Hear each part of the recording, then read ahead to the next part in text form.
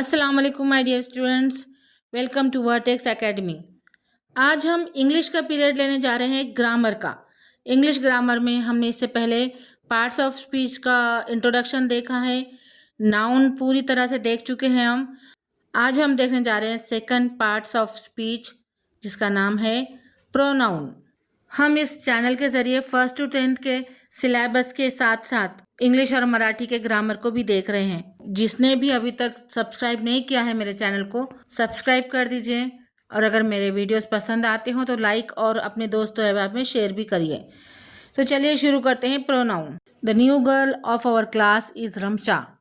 Ramsha is a beautiful girl. Ramsha is brilliant students too. Ramsha scores good grades in every exam. Ramsha studies in a convent school.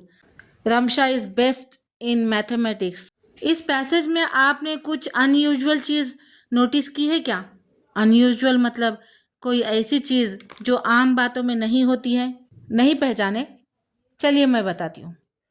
इस passage में रमशा ये word कई मर्तबा use किया गया है।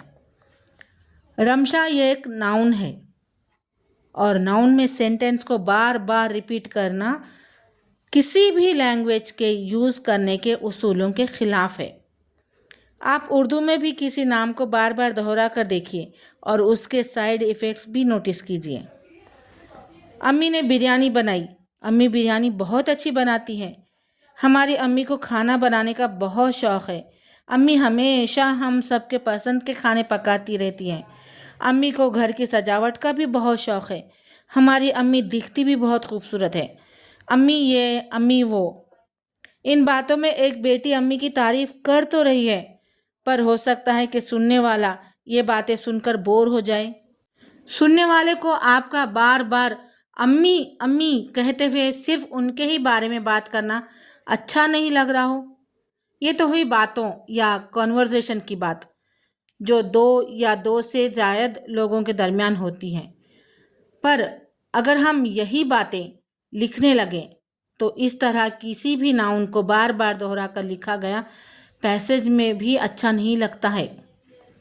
और हो सकता है कि लिखने वाला भी एक ही नाम को बार बार लिखते लिखते बोर हो जाए, टाइम बहुत पास हो, उसके हाथ में दर्द होने लगे। इसलिए ग्रामर में एक उसूल बनाया गया है कि किसी भी नाउन को अगर रिपीट करने की बारी आती हो तो नाउन की जगह प्रोनाउन लिखा जाए। प्रोनाउन नाउन का ही दूसरा रूप होता है, पर इसमें नाम नहीं होता है। काम नाउन का ही होता है, पर नाउन नहीं होता।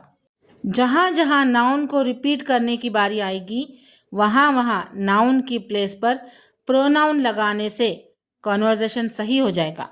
बात को सुनने या लिखने में बोर नहीं होगा, लिखाई में वक्त की बचत भी होगी और सबसे ख़ास बात कॉन्वर्जेशन की अहमियत बरकरार रहेगी और कॉन्वर्जेशन का मकसद भी पूरा होगा। प्रोनाउन की definition. A pronoun is a word that is used in place of a noun to avoid repetition. For example, Ram is a good boy. He studies well. My sister is a chef. She loves to cook biryani. I like Doraemon cartoon. He is a talkative robot in series. तो यहाँ पर pronoun क्या है?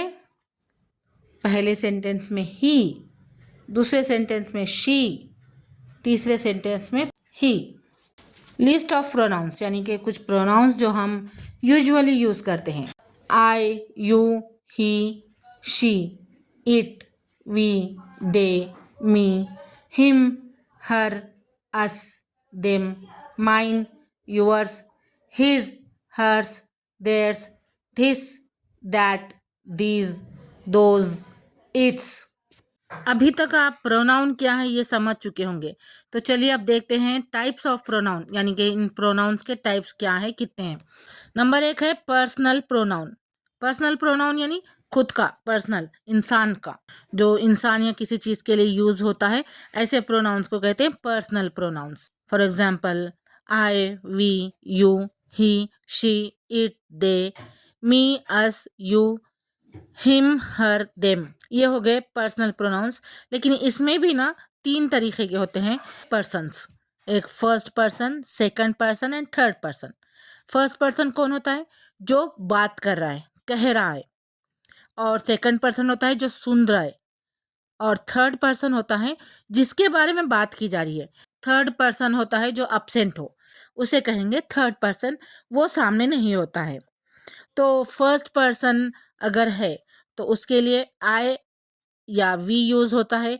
Pronoun as a subject use किया जा रहा है तब होगा फर्स्ट पर्सन के लिए आई और वी यूज, और अगर ऑब्जेक्ट की तरह यूज किया जा रहा है तब होगा मी या अस यूज। और सेकंड पर्सन सब्जेक्ट के फॉर्म में अगर हो तो यू, और अगर ऑब्जेक्ट के फॉर्म में भी हो तब भी यू ही यूज होगा। थर्ड पर्सन सब्जेक्ट के फॉर्म में ही, शी, इट, दे, और ऑब्जेक्ट के फॉर्म में होगा him, her, it, them. Second है पजेसिव प्रोनाउन। किसी भी चीज पर हक जताना हो तो उसके लिए यूज होता है possessive pronouns. For example mine, yours, his, hers, ours, theirs. Number third है रिफ्लेक्सिव प्रोनाउन। जब सब्जेक्ट और ऑब्जेक्ट सेम पर्सन हो तो यूज होता है reflexive pronoun. For example myself, yourself, himself, herself, itself, ourself, yourself, themself. Fourth one is demonstrative pronouns. किसी चीज को point out करने वाले, किसी चीज को बताने वाले प्रोनाउन को डेमोन्स्ट्रेटिव प्रोनाउन कहते हैं, जैसे दिस, दैट, दीज और those. Next one is interrogative pronounce. Question बनाने वाले प्रोनाउंस को इंट्रोगेटिव प्रोनाउंस कहते हैं। For example who, what, which, whom, whose। Next is relative pronouns. Relative pronouns वो प्रोनाउन होते हैं जो दो सेंटेंस को जोड़ते हैं। Who, whom, whose, which। Indefinite pronoun. जब सेंटेंस में किसी स्पेसिफिक पर्सन या थिंग का नाम ना हो तब इनडेफिनेट प्रोनाउन का यूज होता है। For example someone, anyone, everyone, no one, everything, few, many, all, some, none. Distributive pronouns ये ग्रुप में हर इंसान को, हर शख्स को या हर चीज को अलग अलग बताते हैं। For example each, neither, either. Reciprocal pronouns. जब दो लोग एक दूसरे के लिए एक्शन करते हैं तब रेसिप्रोकल प्रोनाउंस का यूज होता है। For example each other, one another. तो ये था प्रोनाउन। बहुत ही इजी, बहुत ही सिंपल, कुछ प्रैक्टिस करने की बात है बस सिर्फ, और बहुत ही इजीली आप कर लोगे।